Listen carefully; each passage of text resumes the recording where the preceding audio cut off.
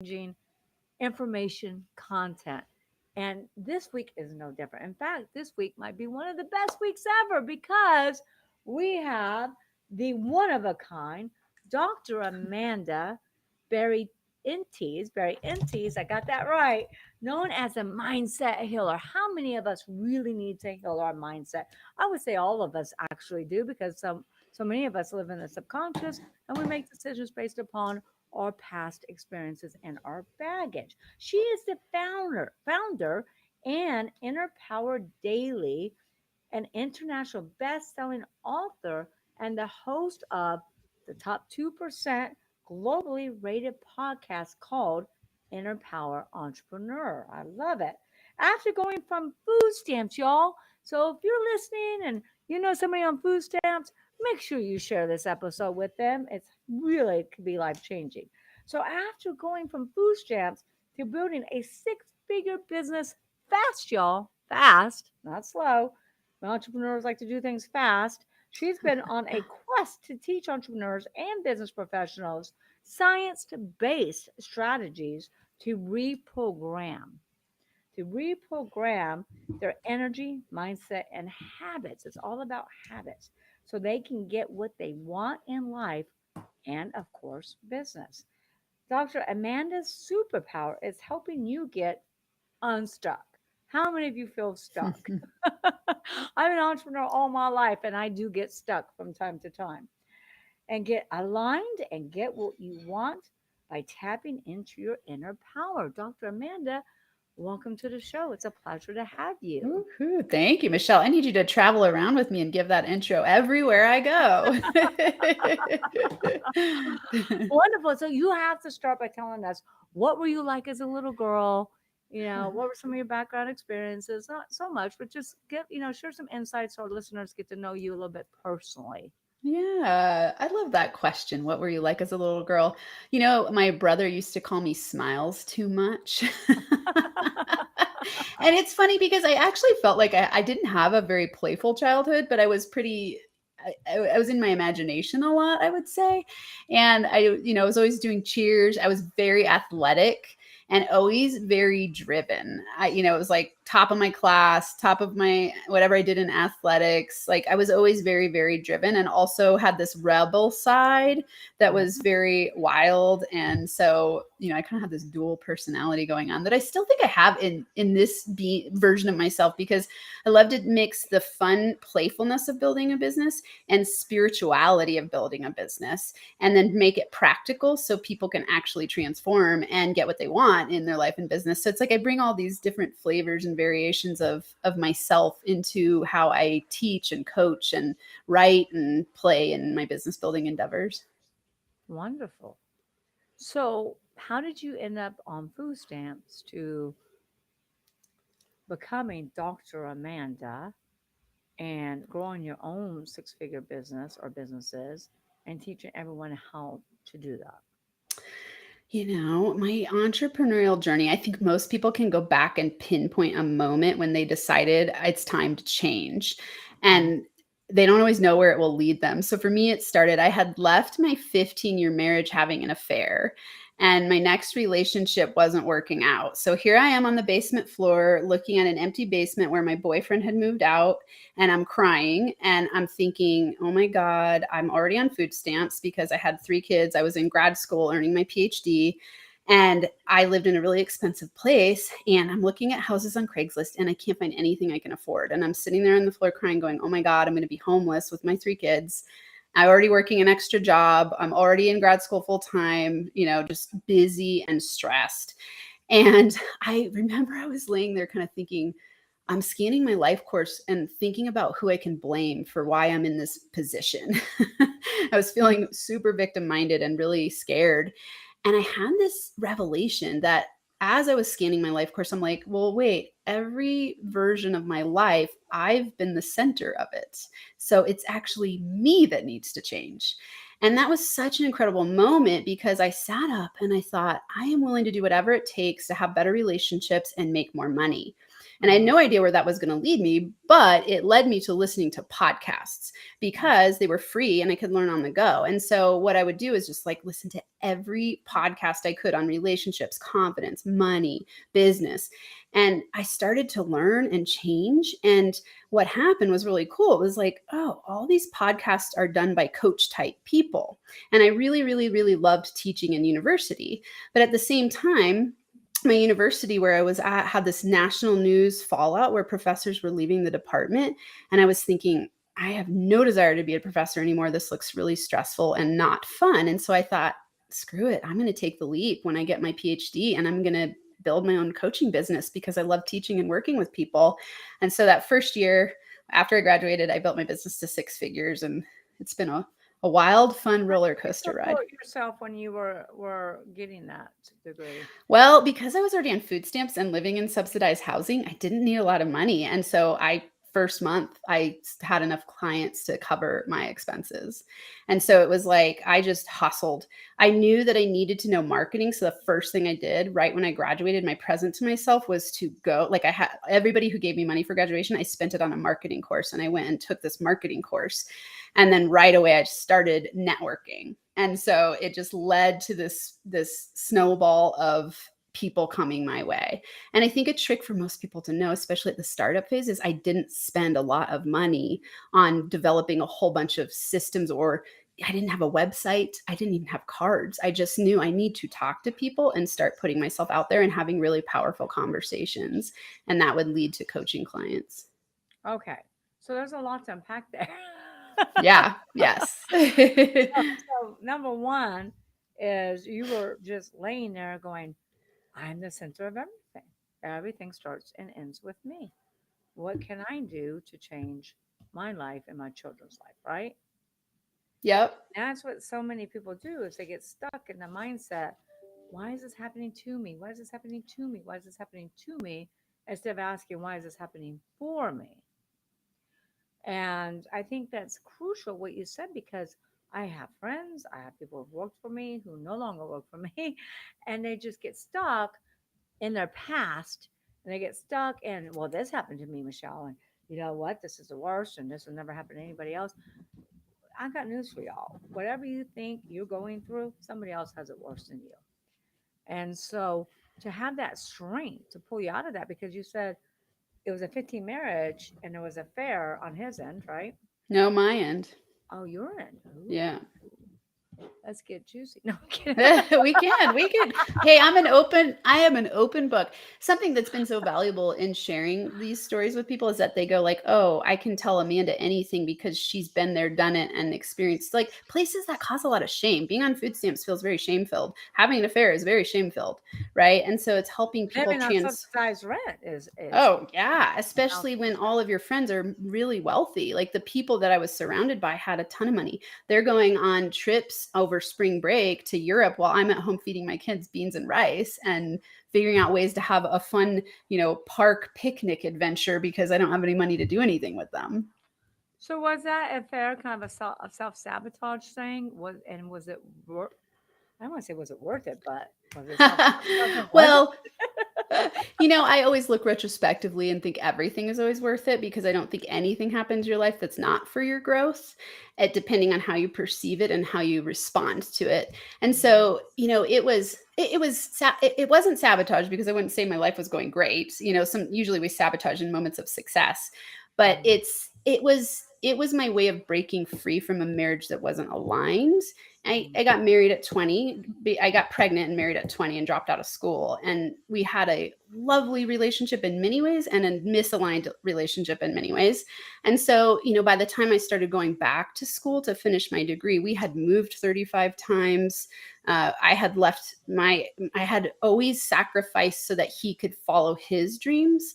And so stay at home parenthood for me was miserable. I was suicidally depressed some of the time. It just was a horrible fit for my genius. Like I'm a go-getter. I love to be out in the world doing stuff. I love teaching, and staying at home and being a mom was really, really hard for me. I loved my kids, but I wasn't fulfilled. And so when I went back to school, I ended up meeting somebody and, the way that stuff plays out is really interesting. I look back and I go, I'm so grateful that it happened because it's taught me so much and it helped me break free from ways I was stuck being. And of course, I would never choose the same path now. And I'm much more skilled in relationships to stay. My ex-husband and I are great friends. We've repaired from it and we're great friends. And it's taught me and him so much. So, folks, we don't recommend you doing that at home. Yes. If you want to make a messy adventure, try having an affair. It will definitely shake things up. And, it was very shame inducing. It was really hard. It was a hard way to end a relationship. 1,000%. And not obviously not the best way to end it, but some good things did come out of it. Not that I suggest anyone does that, and I'm sure Dr. Amanda doesn't suggest that either. But you're so introspective, and you can look back at it now and say, "This really happened for me, not to me or to somebody else." And we're really all in a better place now. And I think that's what's so important because, like I said, there's so many people that focus on the past. I've always asked a question. We've all had challenging childhoods. I know, I have lots of people, clients, employees, etc.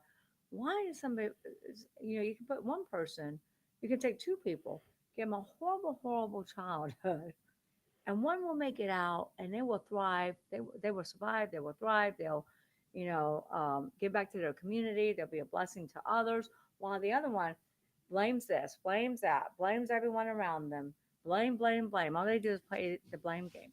Why is that? I love that you say this because I wrote down that you were talking earlier and I said, the blame game leads to being helpless. That's why, right? Blame. When you blame other people, you lose all of your power.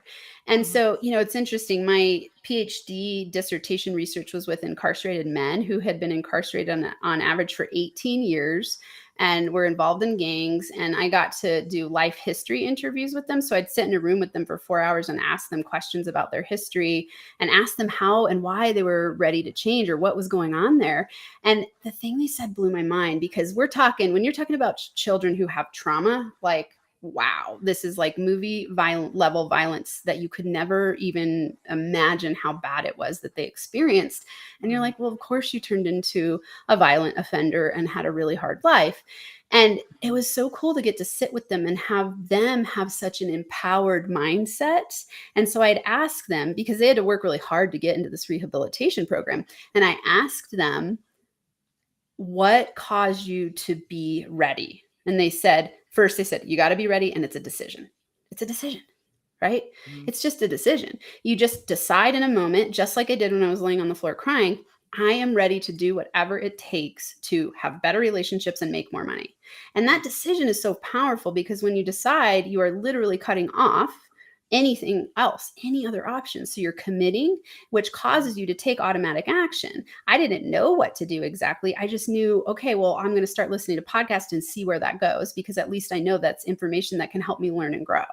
And so, everyone listening, I always like to tell people, you don't need to know step A to Z. You just need to know step A to B. That's it. And then once you take step A to B, C will appear, and then D will appear. I love this quote by Rumi. He says, as you take a step on the way appears. And so as you take a step on the way. As you take a step on the way appears. I love that quote. I need my team to put that in the comments. As you say it one more time. As you take a step on the way appears. Okay, that's so profound. Isn't it? Right. And I think that's important because most people get really stuck thinking too big and they think they've got to know A to Z or even like maybe A to Q, and then they don't take any action. And so don't get stuck there. Just make a decision about what you want and then take one step on the way and let the next step appear. It's like when a student is ready, the teacher will appear. Exactly. Yep. And that teacher appearing is your next step, right? Yes, 1,000%. What is the name of your book? Remind us again. So book is I Am a Money Magnet. Let's see, it's in the screen here. I'm a Money Magnet, the top 30 money-making mantras to manifest more. what's really cool about this book, and it's so integrated into my journey of going from food stamps to six figures, because I teach a principle to help with subconscious reprogramming. And really, it's a habits transformation tool. And it's a very simple process. I call it now my inner power formula. So it's step number 1, recognize. Step number 2, reframe. Step number 3, repeat to reprogram. So recognize, reframe, repeat to reprogram. If people could walk away just knowing that and follow it, Say those everything can steps one change. more time. I'll make sure my team puts it in the notes. Yep. So inner power formula is step number 1, recognize. Step number 2, reframe. And step number 3, repeat to reprogram. Now, here's the issue. Most people, let's just use business as an example. People will step into a business. So let's say that recognize piece, let's say they go, I'm tired of working for someone else. I want freedom of time. So I recognize I'm miserable. And the thing I'm going to do about it is become an entrepreneur. That's a reframe, right? You reframe from being an employee to an entrepreneur. Now, the problem is they get impatient and they don't keep repeating steps to be successful. The only way to get new outcomes is to repeat, to reprogram yourself, because our subconscious mind stores all of our beliefs, all of our feelings, all of our doubts, all of our limiting beliefs. And so most people, when they're stepping into entrepreneurship, even if they've been high power CEOs at another company, they all of a sudden get this imposter syndrome triggered because they don't know what they're doing and they're in this new territory and they give up too soon. And they get really frustrated because they feel like they don't know what they're doing. And so I like to teach subconscious reprogramming so that people can actually get different results. And they also have to get comfortable with being uncomfortable. Absolutely. Yes. Yeah, I've had a few people say, "Well, no, you need to do it in your comfort zone." I'm like, "No, no, no. You need to expand, reach beyond your comfort zone, because it's only when you expand and get comfortable with being uncomfortable and reaching beyond that level is where you grow. And you can't grow your Yes. business, cannot grow your business beyond growing yourself." Totally. Yeah, something you said, Michelle, so important. It's like that sitting in the discomfort causes you to grow, because what most people want to do is when they start to feel uncomfortable, they want to do something to make it go away, because we're animals and we live by the pleasure pain principle, right? So if you feel uncomfortable, you immediately want to just do something to fix the problem of feeling uncomfortable, but hasty decision doesn't lead to effective results, Mhm. right? And so sitting in the Hasty discomfort is decisions do not powerful. lead to effective results. Let's put that in the notes too. Hasty decisions do not. That's why I say don't make decisions based off of emotions. Make sure Yeah. you take a step back, really think about it, maybe gain some insight who somebody who's traveled down your path before, and maybe hire a mentor like Dr. Amanda and really seek that. Don't seek opinions, seek expert advice. Yes. Yes. Make your decisions based off of logic. Yeah. Yeah. So we got a couple questions here. So Jacob says, "What are some of the most effective techniques you found for nurturing inner power?" Ooh, great question, Jacob. Thanks for interacting and engaging. Go to innerpower101.com. Awesome 2 hours of videos that will teach you 5 strategies to start to cultivate inner power. I can talk about it here. We are energetic beings, and our outcome is based on our state of being. And our state of being is made up of our feelings and our thoughts. So anything we believe and anything we feel is our state of being. That's what attracts your reality to you through magnetism. So, in order for you to get different results in your life, you've got to actually reprogram your state of being, which is sounds so simple, and yet it's a repeated pattern that you do daily over time. And so you've got to actually start to get conscious of your thoughts, decisions, feelings, and actions, right? And the interesting thing is action is evidence of belief. So if you are procrastinating, which is a huge issue for people, you already know that you have conflict in your belief system. So anytime someone tells me they're procrastinating, I go back to like, okay, how are you feeling and what are you believing? And because if you're not taking action, it means you don't believe in the result that you say you want, right? And so you're going to procrastinate. Or they can become so overwhelmed that I always say when a person, I always say our brain's like our computer. When we have so many open cycles, when we have so many things open on our computer or in our brain, what happens with your computer? It begins to slow down. Yeah, It becomes malfunction. It's malfunctions, it's not Yeah. effective, it's not efficient anymore, and then eventually shuts down. And the same thing happens with the brain. Yeah. Is you got to start closing the cycles, checking some of those boxes to really free up your brain power, right? Would you agree with Yeah. that? Oh, absolutely. I love what you just said. So I always think of your brain as a problem-solving operating system. Yeah. So when you plug in a clear question, it can lead to a clear result. When you plug in a whole bunch of confusion, it leads to scattered results. And Mm-hmm. so that's what most people are doing when they're sitting in a low-level state of stress. That's the opposite of inner power. So this question that Jacob asked, what are some of most effective techniques you found for nurturing inner power? It's alignment, right? So simply journaling, asking yourself different questions is really incredibly powerful. Short meditations. I teach people 2-minute meditation techniques to shift their energy because most people aren't going to commit to a 30 minutes meditation practice. And so when I work with high power people who are, building massive wealth, they're busy and they are resistant to changing their inner state of being, yet they keep getting results that cause them to be stressed. They might be high power earners, they might have huge companies, they might be growing rapidly, but if they're not a 10 out of 10 in their personal life and feeling of how they feel, their inner power is off, right? And Mm-hmm. so meditation, journaling, I do EFT tapping with people. It's really fun and easy. I do energy check-ins, I do scripting, like strategies that are very short, simple, and actionable. And so, I love the power of a daily morning routine. So one of my core foundational products or programs that I have people in is a daily morning routine program for entrepreneurs, because I know that most entrepreneurs, first thing they get up, they're like looking at their phone, they're getting distracted, they're thinking about their email, they're starting to already go, and they're setting up their system for stress and overwhelm, just like you were talking about. And then your whole day spirals into that. And so you can't get high ROI results because you're already starting out with stress.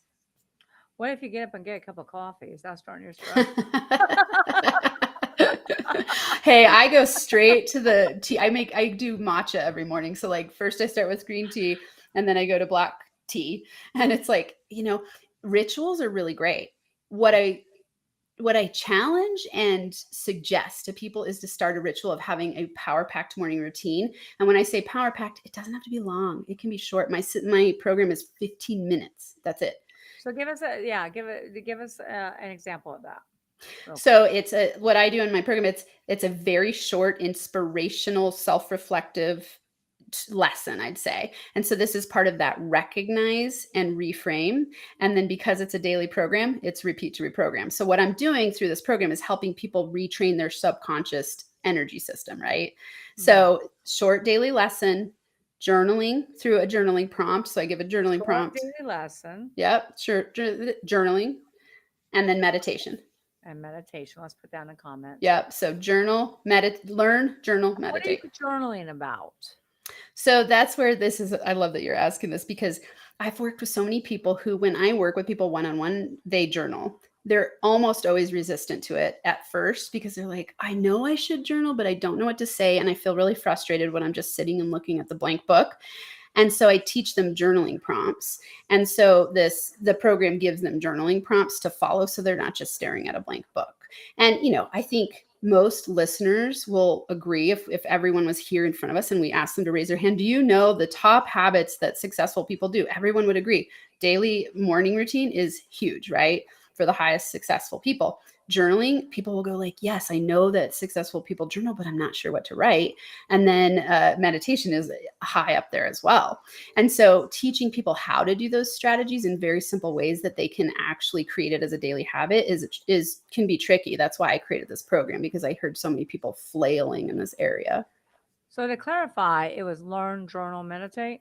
Yep. Learn, What journal, are we meditate. what are we learning in your morning routine?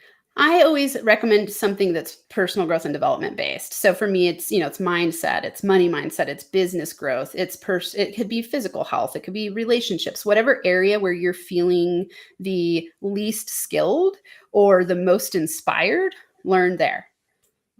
Okay. So it's five, five, and five.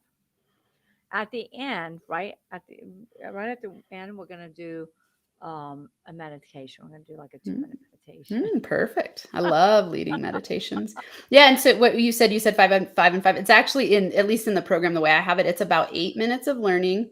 It's a 2-minute journaling, meditation session. And then they journal what the prompts are for that day.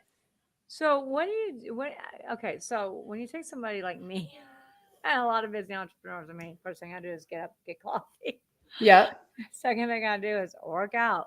Third Yep. thing I do is I watch something that's very inspiring to me on TV as I'm getting dressed, which I'm learning from. It's inspirational, That sounds and awesome. I Yeah. start my day with that every day. I'm Yep. not doing a journaling, I'm not doing a meditation, and then it's a huge fire drill at my house to get my dog ready and my kid ready and get our day started. So I miss the Yep. journaling, I miss the meditation, and that's why I want to talk about meditation at the end because I have tried. My husband was a huge meditator, and I've tried meditating so many times, and I went to the doctor so many times and said, "Look, I know I'm ADD, HDD. Just diagnose it." And they're like, "No, you're not. You just have a fast brain, and you can't slow it down." So meditation, I know, is huge, and I would like to learn how do you do that in 2 minutes. So we'll talk a little bit about Yeah. that as well. I want to say something real quick because you just said of words that Oh, were very important. So you can't slow it down. I would reframe to I choose not to slow it down, right? Everything's a choice. So we could go, I choose to slow my brain down, right? And repeat mm, that to ourselves. So in my book, Affirmantras, the reason I call them affirmantras is that affirmations generally do not work for people because when they repeat something to themselves that isn't true, they're causing resistance. And resistance is the number one reason we don't manifest instantaneously or don't create what we want. And so we want to be saying statements to ourselves that are 100% true. And when we say things that are affirming to our limitations, they become true, right?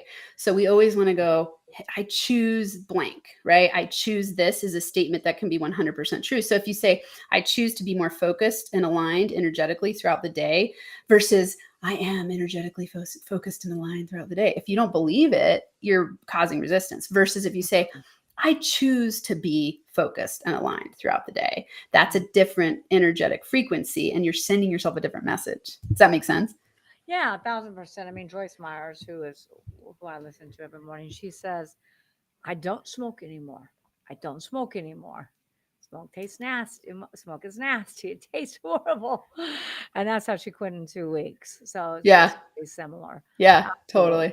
Stefan says, Stefan, sorry, how do you incorporate mindfulness and self awareness into the inner power daily approach? Well, you talked a little bit about that. I love these questions. These are awesome. Thank you, Stefan. One thing I do whenever I'm changing a habit is I set alarms for myself because the point of the only way to be successful at changing a habit is to repeat it and to get yourself to Rinse and repeat, yeah, right? to do it in the first place. So for me, let's say I wanted to be more mindful in my day, I would set a timer on I would set an alarm on my phone that says spend 2 minutes in mindfulness. And so for me, when I started the meditation habit, I have a meditation that's called the TLC meditation. We can do this one at the end. And it's a 2-minute meditation. And I would put every 90 minutes in my phone an alarm to go off that said, do the TLC meditation. And then it would remind me. And then once I made it an autopilot habit, I didn't need the alarm anymore. At first, when you're doing something new, you've got to remind yourself because it's very challenging to change our autopilot behaviors. That's why most people never change and never get different results is because they don't know how to change their autopilot behaviors. So it's a great question, Stefan, and you've got to program yourself for success by figuring out ways to remind yourself. So an alarm on your phone is a great way to go if So you're let's put wanting that to in the be comments self-aware. yeah, so let's put that in the comments. Set your alarm when you're trying to remind yourself about new habits, right? Yep. Yeah, it's a great system. I've used it effectively. Another tool you can use is just a trigger approach. So it's like every time you go to the bathroom, you decide, okay, when I go to the bathroom, I'm going to take 3 deep breaths while I'm going to the bathroom. Like because you go to the bathroom frequently and repetitively, it's a good way if you attach it and stack it all of a sudden you'll go, oh, when I'm in the bathroom, I'm just going to spend my 1 minute of breathing. And then every time you go to the bathroom, you get 1 minute of breathing in. And that can change your energetic system and cultivate inner power. My trigger for breathing is about to pass out. Everybody's saying, Michelle, you got to breathe. You got to breathe. I'm like, Don't okay. do that. All right, so set an alarm clock. What do you do for like patience? I mean, I'll tell you, I got great strengths and I've got weaknesses like all of us. And one of my biggest things is patience. And I'm sure my team is laughing at me right now. And that's okay. What do you do for patience if you're trying? Ooh. Yeah. This is a good one. And maybe this mindset switch will help you, or this awareness. I work with people all the time when they're struggling with patience. And I don't think I know an entrepreneur who doesn't struggle with patience, because we all want quick success, right? Especially We when you have all want, kids too. yeah, yeah. We want I got immediate kids, results. I got a dog I'm trying to potty train. I need Yeah, patience. yeah. Yeah. So something to know about patience that's really important is that when you are impatient, you're causing the universal results to slow down. Okay. So Mhm. the way that works is that when you're impatient, what you're signaling to the universe or your outer world is that you have too much on your plate and you're overwhelmed. So you need things to happen faster, which is a scarcity consciousness and a low vibrational frequency. So then the universe slows down things on the outside so that you can feel, so that you start to shift, right? So if you decide you want things to come to you more quickly, Mhm. you've got to be more patient and more slow moving and do less, right? Most people think it's the opposite. They're like, I've got too much to do. And so I got to be faster about doing it. And I'm going to keep adding stuff to my plate so I can get to this level of success and then I can relax, right? That's how most people think. It's exactly the opposite. You've got to go, I choose to be relaxed in the moment, knowing that your outer world is a reflection of your inner world. And so when you are patient and relaxed and calm, the universe speeds up bringing you the results. So anytime you notice yourself being impatient, just remind yourself with a reframe and go, I choose to be calm and relaxed in this moment to attract faster opportunities, or, speedier your results, whatever it is that you're What do you do for attracting. anger? Because I've got a couple of clients that, I got one that will throw stuff against across the room and try to hit their employees in the head and things like that. So, what do you do for anger control? If I were working with someone one-on-one, I would want to get to the root of why they're angry. I don't think there's a one solution answer for everyone there. It's like you got to detect why you're angry. To me, anger is an out of alignment state. If you're aligned in your inner power, you're not going to have reactivity, and anger is reactivity.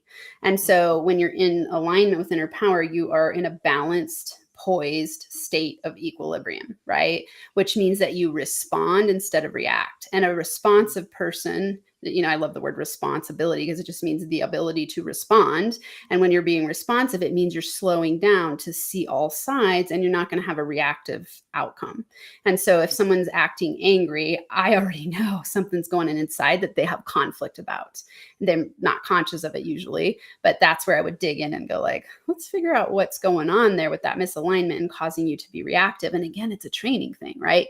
You've got to start training your system to respond instead of to react. Mm-hmm.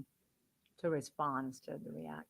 And Yeah. so, how do you get people? Because I have, I've had clients, friends, employees, and I try to move them upon their past, to get past their past, and help them, and do all these things to support them and help them, and they just, like you said earlier, it's just a choice, I guess, and they Mm-hmm. choose to stay, in the past versus create a new future, and they continue to give power to the past instead of power of changing their life.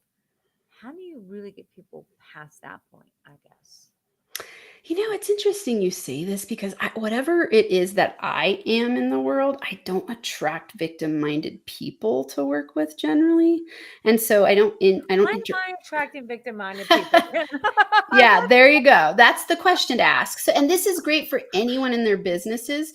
Your outer world. So my book is frames this, my whole company, everything I do is framed by this one statement that I tell everybody. Your outer world is a reflection of your inner world. If you don't like what's going on the outside, change what's within.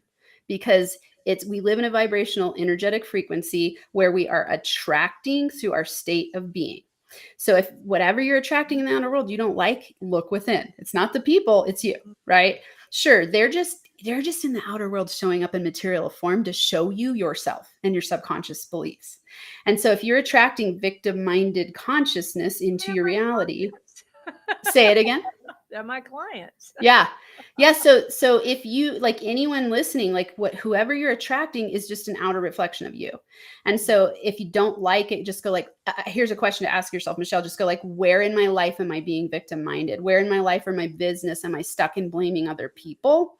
And once you deal with that, you'll start attracting different types of people. Right. And not to say these people are bad or wrong, they're actually gifts and blessings to you. And even what will happen is, let's say you keep working with the same My problem is people. I try to help and fix everybody. There you go. That's why you're attracting victim-minded people. I don't ever try to fix anybody. I don't have that power, right? It's not my job to fix people. It's my job to show you how to fix yourself, Mhm. right? So when you I try start to to I try change, to lead them to getting the help they need in yeah, order to fix themselves better. yeah. Can I point something out? You've said the word try several times. Anytime someone says try, I already know they're struggling with something, because you don't say the word try when you're not in a struggle. You would say, I help people transform. You wouldn't say, I'm trying to help people Oh, transform.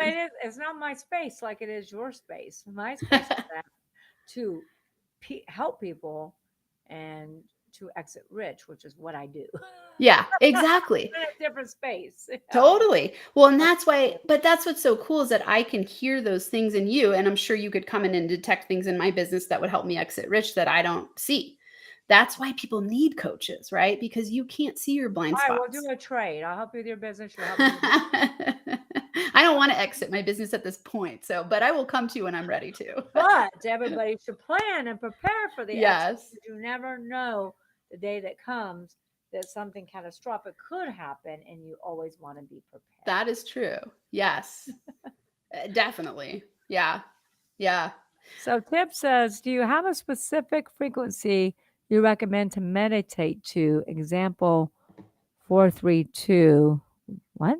Yeah, 4232. 432 hertz versus 528. I will First say of all, I can't this. see. I've experimented with so many types of meditation, and I think it's super fun to play with different frequencies, but I don't teach it based on that, because for me, it's more important about the habit of meditating on a regular basis and resonating with the way that you do it. So for some people, they do awesome at 1 hour meditations. For some people, they do my 2 minute meditation multiple times throughout the day. For some people, it might be a walking meditation. Like you've got to learn what works best for you. And so, I think it's fun to experiment with different hertz of different frequencies when you're listening, and they can be really rejuvenative, restorative, healing. I think it's awesome. I don't have one that I recommend specifically, because I typically tend to teach people how to, when you're coming from a place of inner power, you want to learn what works best for you.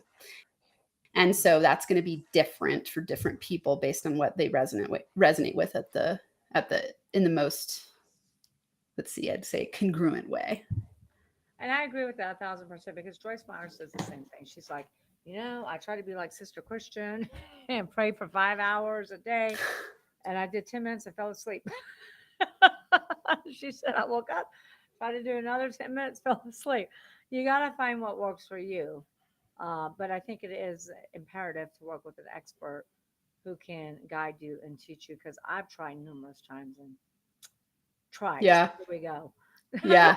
So what Yeah. will I do next time I have you on my podcast? Yes. So a lot of people, so many people struggle with tapping into their inner power. Many people struggle with that. What are some common challenges your clients or followers face, and how do you help them overcome these obstacles? I would say entrepreneurs struggle the most with, I mean, let's say at different stages of business, but then it was really amazing for me when I was on food stamps and I started working with clients. I had this funny kind of unicorn belief that all rich people were just happy and awesome. Like they had no problems. Everything was great. That was my infatuated idea of rich people. And when I started hanging out with Because rich non-rich people people, say, "Oh, that's a rich person people's problem. That's a rich person's problem. That's a rich person's yeah, problem." yeah, it was like, it was so interesting to me. I was Sometimes like, their problems are much oh, bigger, actually. yeah, like we're all just people, right? We all struggle with the exact same things at and it shows up in different versions, right? With different outcomes, but the struggles are the same. So I'd say people struggle a lot with negative self-comparison. They Mhm, struggle a lot with imposter syndrome. They struggle a lot with procrastination. They struggle a lot with low energy and stress, like chronic stress that they're so used to, they don't even know that they're stressed. mhm, Like they just don't feel that good.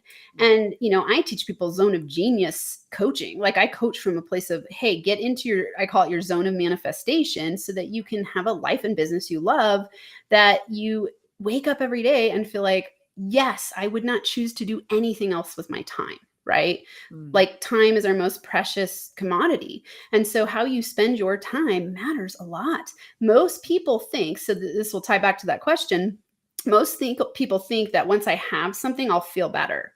That's an impossibility because you are creating from your inner power, which is your energetic state, which means if you want to live a life of wealth, and when I'm saying wealth here, I'm talking holistic wealth, like happiness in all areas, success in all areas. The word wealth actually means is a combination of two words, health and well-being. It doesn't mhm, even have anything to do with money originally, right? And so if you have true wealth, you'll have success in the financial area, mental health, relationships, physical health, spiritual well-being, all the things, right? And so in order to have that, you've got to be it and attract it to you. It's not the other way around. So you're most entrepreneurs, I'm like, wow, it's amazing how we get everything backwards and we think I've got to work really hard to get the thing and then I'll be happy, right? mhm. It doesn't work that way. It's I will work on being aligned with my inner power and then I'll take strategic inspired action and then the outcome will automatically come to me. And I'll just keep reinforcing that and expanding and growing as I learn. I also think that, I always say that happiness is the journey. It's not the destination. Exactly. You Yep. you get so excited, you get so happy to plan this huge vacation. You plan it, you're doing this and this and this and this, and you're so looking forward to it. And yeah, yes, you have a great time, but happiness is in the journey. Just like setting up your own company. That's what I think. Yep. Yeah. Absolutely. So Steph asks, can you share any success stories from your community that demonstrates the transformation effect of tapping into your inner power? Oh, these are great questions. I love these. Absolutely. I mean, really fun stuff. I've had people double their income in a week. I've had people I've had people have the wildest things that they don't expect. It's like I'll work with someone, they come to me to work with me on business, they lose 10 pounds, find the love of their life, and then drop an entire business they were doing to do something that's more aligned. I've had people be better parents, have better relationships. People, I mean, ultimately, when you're tapping into your inner power, every single area of your life and business gets affected because you're the center of your universe, right? Mhm. So all of a sudden, you're going to notice more confidence. You're going to notice more connection. You're going to notice more joy in what you're doing, less stress. Your physical body starts to feel better. You attract different opportunities. So it's like when I work with people, like, it's like, yeah, doubling income, changing business structures, Mm. getting way more aligned with things they enjoy doing. So a lot of dropping, automating, and delegating happens so that then they spend less time making more money. I get a lot of people will tell me that they feel higher consciousness. And I think because I work with them, they use that word because we've talked about consciousness a lot, but it's like they feel more in tune with who they are and knowing that what they're doing matters. And then that leads to growing their business because they step into this, again, what I call zone of manifestation, where you're feeling connected, you're feeling inspired, and you're leading your life from a place of joy, which automatically causes you to magnetize money your way and opportunities your way and more joy your way. So Give I us, could give a Amanda, ton of. give us three of your biggest steps, techniques, whatever you want to call it, to become a money magnet. Ooh. Well, I will say this: the 3 steps: recognize, reframe, repeat to reprogram. That's all you need to do. Recognize. Recognize, reframe, repeat to Okay, you reprogram. said So that when earlier, you're so okay. so when you're looking at money beliefs, you've got to tap into how you were programmed Mhm. subconsciously from the ages of 0 to 7 Like when first. my So father in the used to say, book, "Money doesn't grow on trees. You got a champagne appetite on a beer pocketbook." yeah, there you go. So then you would dig in and go, what did that cause me to? How is that playing out in my life as an adult?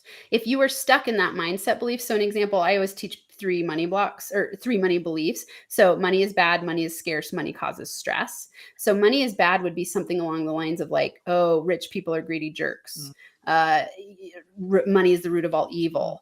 mhm. I shouldn't get paid this much for doing something spiritual. Those types of things. This happens a lot with people who are capped themselves at certain levels because they go, oh no, if I make too much money, I'll become a greedy jerk. Yeah, I call that the financial thermostat that's laid out in T. Harv Eker's book, The Yeah. Mindset.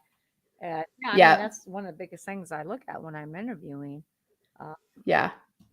yeah, Yeah. positive Exactly. So, thinking. Yeah. yeah. So when you're wanting to raise your thermostat, the only way to do it is to first recognize what you believe. You got to take the read of the room, right? He calls it your money set point and talks about it as a thermostat, right? So it's like to raise your thermostat, you have to go look at the thermostat setting. So that's the same thing as you starting to look at what do I believe and feel about money. So a really fun question I start people with is if you could write down your family's money motto, what would it be? Mhm. And this is very easy for people to come up with. They're like you. So a lot of people, it was like, money doesn't grow on trees. You got to work hard to make money. Money is the root of all evil. Money is stressful. There's never enough, those kind of things. And so you want to start picking at that and going like, whoa, I was programmed to believe that money is stressful, which means that when I start making more money, I'm going to automatically sabotage to get down to a lower level because I have a subconscious belief that if I make more money, it's going to cause more responsibility and more stress. And if you don't decide to disentangle that and reframe it, you're going to keep getting the same outcomes. Mm, very important. So it's So what it's about really when fun to you dig mentioned money in. doesn't go on trees? That causes scarcity, right? Oh, well, it depends. You would want to question yourself and go like, what did it cause me to believe to be true if my parents told me money doesn't grow on trees, It right? caused me to disagreeing with them and say, yes, it does. There's money all around me. I just got to look at the opportunity Yeah. and seize it. Yeah. Which is interesting you say that. So you can either get stuck in your parents' money beliefs or you can rebel against them.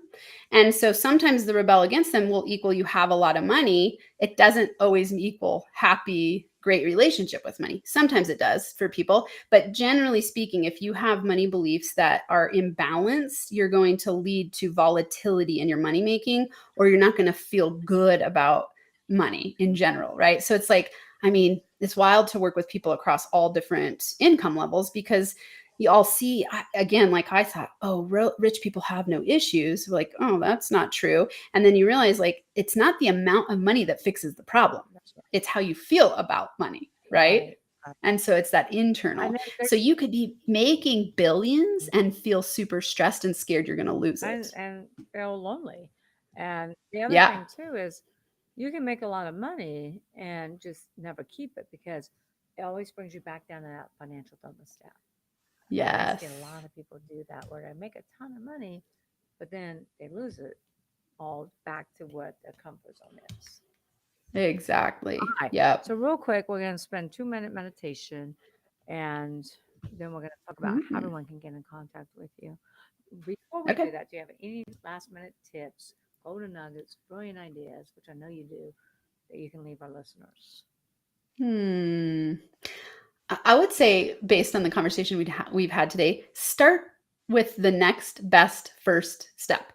That's it, right? So if you in the recognize, reframe, repeat to reprogram, just go, what am I feeling bad about? Where am I struggling? Identify it, and then go, okay, what's one thing I can do differently today than I did yesterday, and then do that every single day.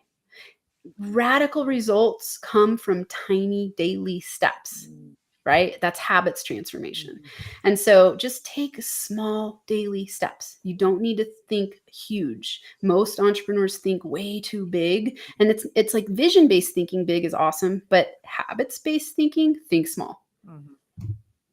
Like the 7 habits to effective living, right? Yeah. I Yeah. forgot the name of it. Yeah. Highly effective people. Highly effective Yep. people. All right, so let's start meditation. Let's all get ready. What do we do first? We got 2 minutes. All right. I'll teach TLC. It'll take us a couple minutes. It'll take us a little bit longer than 2 because I'm guiding it. When you do it by yourself, set this up for 2 minutes. It's awesome. So just close your eyes. And I always start with 3 deep breaths. So the T, the L, and the C. The T is 3 breaths. The L is listen, let go, and land. And the C is conscious intention. Okay. So we're going to close our eyes and we're going to just walk through those 3 Yeah, and if steps. we put So those 3 steps in our notes, that would be great. Can you repeat them one more time? Yep. So TL, I call it the TLC meditation also because it's tender loving care, but T is 3 breaths. So T, 3 breaths. L, listen, let go, and land. And C, conscious intention. Okay, that's Okay. So just everyone go ahead and close your eyes. If you're driving, don't do that, but close your eyes. and and let's take 3 deep breaths. So breathe in, and on the in breath, imagine golden light filling every cell of your being, causing your cells to kind of vibrate and jump around and feel good. On the out, let go, let go, let go, let go. You're letting go of any resistance that's there that's conscious or unconscious. And now another one in. On the in breath, breathe in deeply, slowly, and imagine golden light filling every cell of your being, giving you energy, clarity, and power. And on the out, let go of anything that's stopping you from having the most powerful day you can have. And again, on the in, breathe in golden light, love for yourself, love for the people in your life, love for being an entrepreneur, love for getting to be here right now with us. And then on the out, let go, let go, let go, let go, let go. Now for the L part, you have let go. And now let's just listen. And this listening is listening to your body, listening to where you're at so that you can land in the present moment. So in this space, I keep my eyes closed. I just keep breathing naturally. And I like to listen to my body first. So I do a body scan and I check in with my head and I go, oh, okay, is there any tightness in my forehead or my cheeks? If there is, release, relax, and let go. Notice if your tongue is tight in your mouth or if it's relaxed on the bottom of your mouth. Let it relax. Listen, let go, release.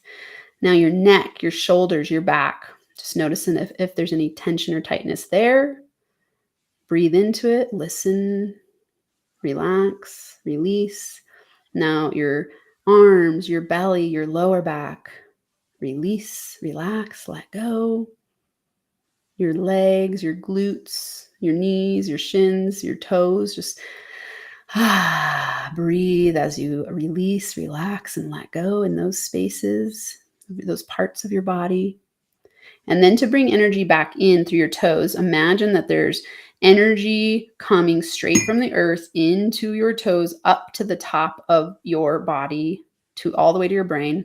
So you're taking a deep breath in and bringing energy up to the top of your head. And I like to imagine as I'm filling my body with that breath, golden light just filling every part of my body, giving me confidence and power and purpose. And then as we close, we'll take a deep breath in. And on the deep breath, I want you to set a conscious intention for the rest of your day. This is a conscious intention of how you're going to spend the rest of your day, so that you can be aligned with power and taking strategic action.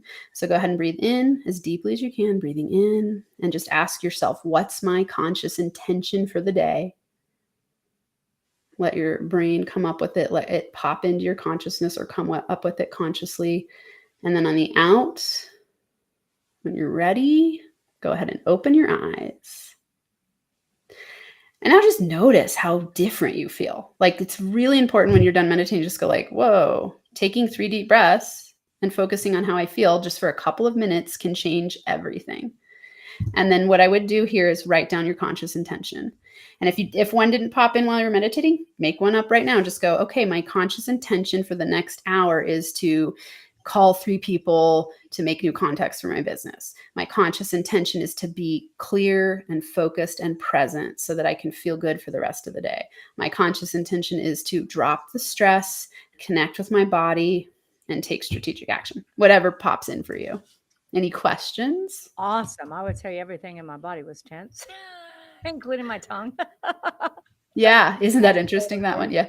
And so, what if somebody has like five conscious intentions? Because I, That's fine, except for scattered energy leads to scattered results, and you need to narrow your focus to expand your freedom. So if you're a person who tends to kind of go too big, I would narrow it to like 1 to 3 okay. for the for that next period of time, and or do the meditation more regularly. So for example, I used to do it every 90 minutes, and I would just set my conscious intention for the next 90-minute block, and then on the next one I'd set the next conscious intention for the 90-minute I block. think it was great. Does anybody have any comments here about it? Okay. Well, hopefully everybody did it, except for if you're driving. So I think it was fantastic. It was any last minute thoughts? Oh, let's tell our listeners about your book. How can they find it? And how can they get in contact with you? I think you've been a wealth of information, so many great insights that I think a lot of us know, but I always say common sense is not so common anymore, and we don't practice it, as enough as we should. We need to live more in the conscious and less in the subconscious. So You, true. more in the Yeah. present. Yes. Yes. So book, if they go to iamamoneymagnetbook.com, free chapters there. You can also order it there. So iamamoneymagnetbook.com. That's a great way to get started on reprogramming your money beliefs. 100 journaling questions in there. Really awesome book with the inner power formula that will teach you how to reprogram from the inside out. The innerpower101.com course, free course, awesome tips. So innerpower101.com. And then if they are interested in the morning routine program, I have a 7-day free trial. So they would just go to innerpowerdaily.com/membership.